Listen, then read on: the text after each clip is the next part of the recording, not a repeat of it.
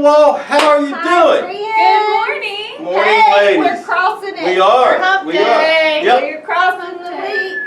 Woo. Here we go. There we go. We're picking up speed. I hope that Friday is kind of a blast of balloons and confetti and not like the Yes. Explosion. Yes. And I think, I'm not a mind reader, I'm not a fortune teller, but I just have this feeling it's going to be like what you're saying. It's going to be boom, I think fireworks, so. celebrate. Boys and girls, remember that. Like we want to go in with Yep. woohoo! Yes. Confetti. You just won the Super Bowl. Where are you going to go? I'm Home gonna for the go to weekend.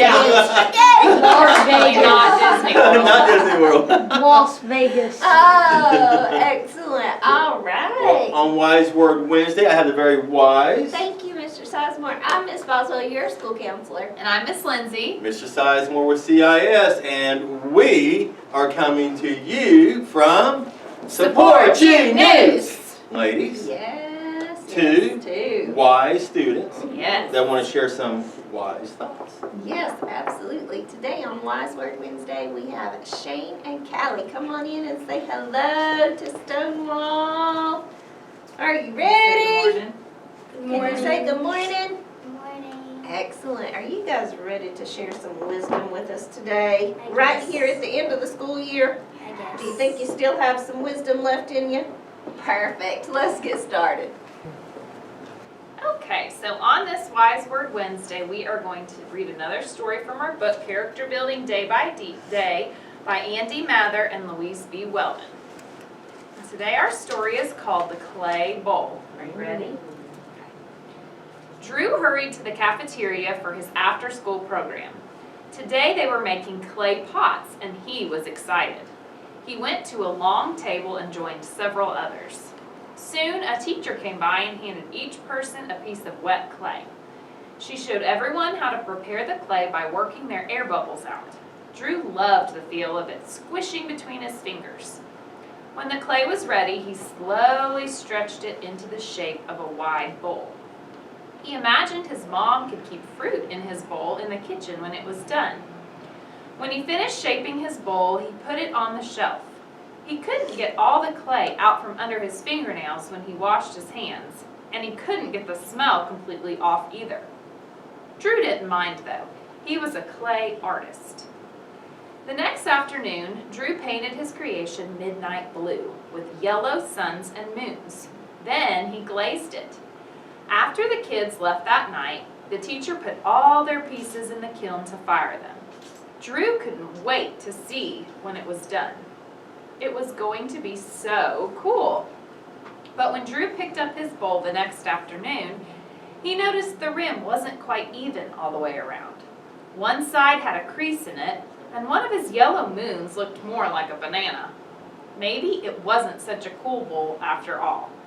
Then Drew remembered the fun he had had making the bowl, and he changed his mind. This is beautiful, he thought, even if it has a few mistakes.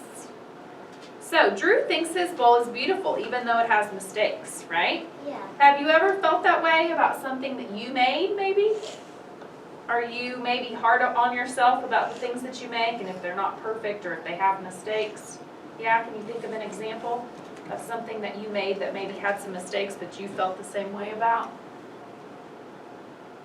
Feel like every time you think of art class that compares to what he did or made anything at home? I made something at home and it had a crooked piece of, I forgot what it was called. It was crooked. It was like this way more than it was supposed to be. And I was like, that makes it look even better.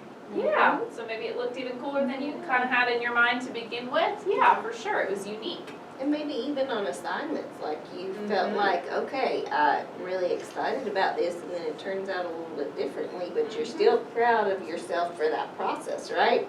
And I love this story because so frequently we think about the outcome as being what's important, but it points out in just a beautiful way that the outcome is great and wonderful, but it's one moment in time. That process that we take is so very important, and being able to enjoy the journey, right?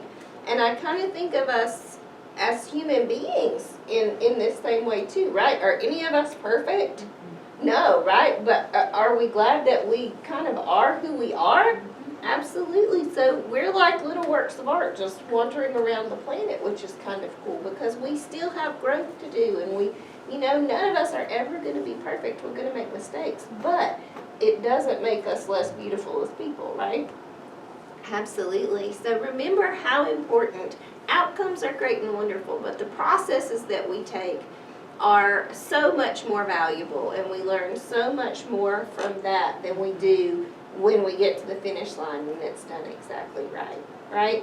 Have you ever messed up with a friend? This is a good thought. Yeah, like sometimes friendship troubles are hard, aren't they?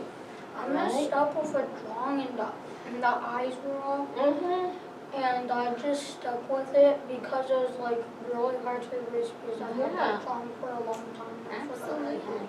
Absolutely. So when we go back to the friendship examples, are you just gonna stop being a friend because you messed up on a few things? No, right? Friendships are wonderful and great things to have, so we hold to that. You get over it. You do, and you get better at it Yes, too, right? yes, learn from your mistakes. Yeah, absolutely. So boys and girls, talk about this process of creativity and just how valuable that is when we're looking at all components of life, and why even when things are imperfect, our art, our friendships, ourselves as people, what that actually means to us and for us. We hope you have a wonderful and wise Wednesday, and we will see you soon.